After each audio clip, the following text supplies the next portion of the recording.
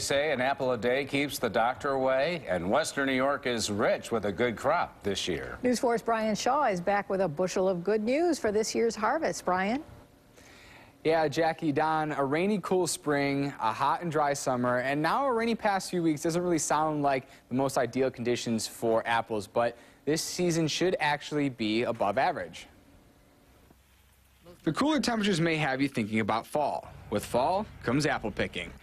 The weather has been wild the past 6 months, but it hasn't hurt the apple picking season. This season has been a little bit ups and downs. It was very cold and rainy in May, everyone remembers, so that was right when the apples were in bloom. So we were a little bit worried about the pollination, but the apples came through it pretty good. They survived the rainy weather. The rainy weather will allow for apples to be larger than usual, and followed by the summer drought, which will actually make them sweeter.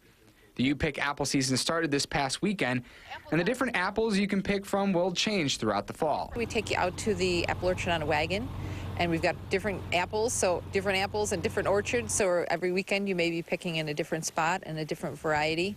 But each orchard has at least 2 or 3 different kinds, so you can always get a variety of apples when you come out. The season will go through October, and there are far more kinds of apples than you would think. There's lots of different apple varieties, and it just depends on how long it takes them to ripen. There are days to harvest. You know, the different varieties, it takes longer. So we've already been picking some early apples, like the Paula Red.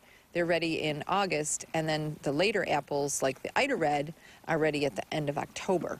Apple growing does actually have a science to it. Pomologists who study fruit have been creating different apple types to be more grower-friendly, unlike the older McCown apple, which tends to have a dropping problem. Now, along with apples comes apple cider, and the making of apple cider hasn't actually started just yet, but it will soon.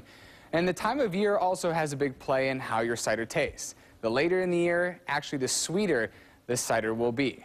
Reporting live, Brian Shaw, News 4.